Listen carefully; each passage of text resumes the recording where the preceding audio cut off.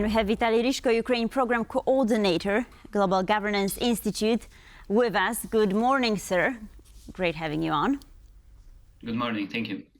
So there's been a lot of talk about trying to secure more funding for Ukraine for the years to come, something that Jens Stoltenberg was not able to achieve thus far.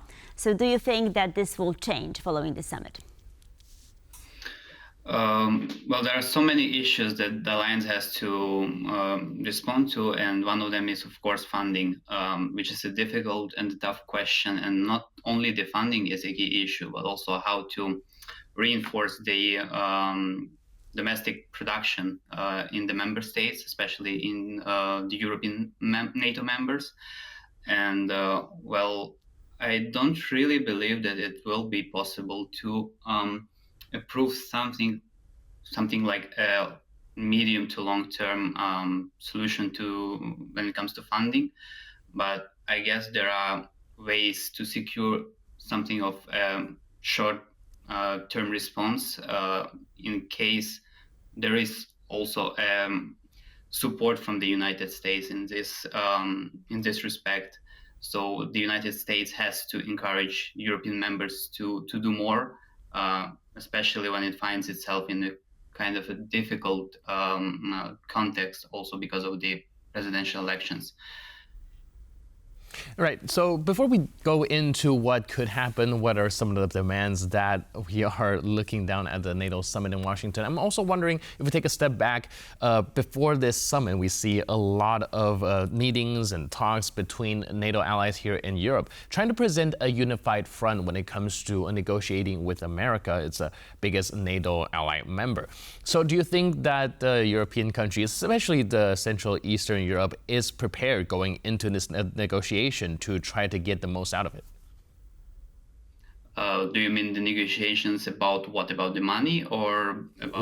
With support for Ukraine, as well as having troops stationed here in Poland, for example? A lot of talks, of course, are trying to come together and present a unified front when it comes to dialogue with Washington.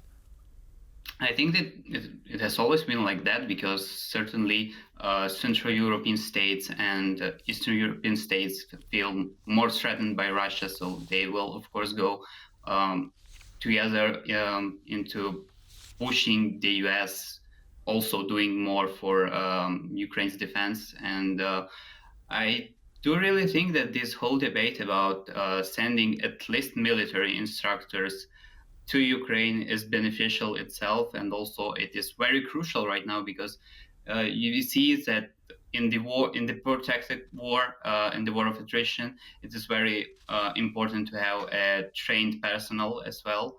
So having this capacity to train Ukrainian soldiers in Ukraine, and at least in the west of the country, I think it's very reasonable, and I think maybe in the nearest future the alliance, all the NATO members will agree on that.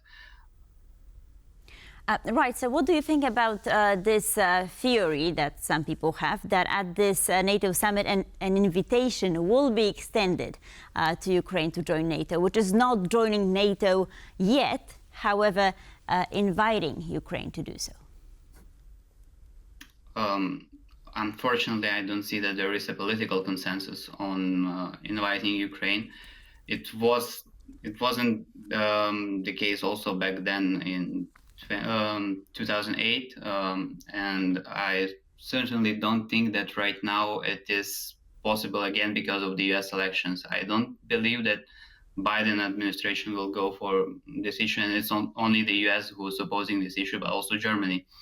However, I do think that providing some sort of an institutional bridge for Ukraine is vital, as it is being said that NATO will suggest some sort of coordination mechanism that will help to provide more money, more training to Ukraine, and also more support in general.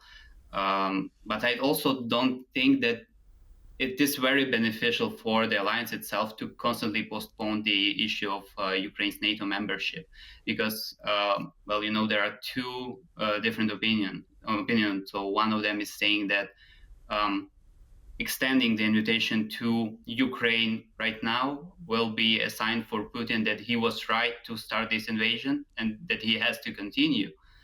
On the other hand, there are also concerns that not concerns, but the belief that if this invitation is extended right now, then it will signal Putin that his invasion will not be rewarded, and that it was a huge mistake for Russia, and it is in its best interest to stop this war.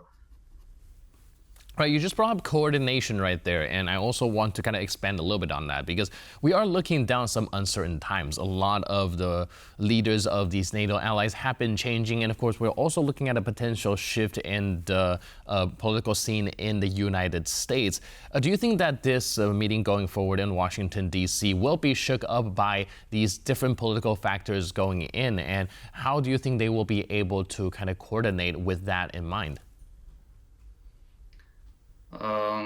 Certainly, there is a domestic context that we all should pay attention to, especially the European elections, and we've seen some changes in the European Parliament and NATO itself. So we could say that right now NATO will have a new Secretary General, Mark Rutte, who's known for supporting Ukraine, and also we know that, for instance, Kaja Kallas will be appointed probably as the EU's chief of foreign policy. So we can assume that both organizations will have some sort of hardliners against Russia.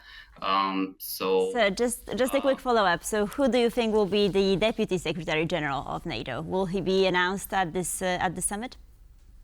At least from which country? It's very difficult to say, but I assume if we got the Secretary General from Europe, then I assume probably that maybe the deputy will be from the United States or Canada. That's at least my assumption.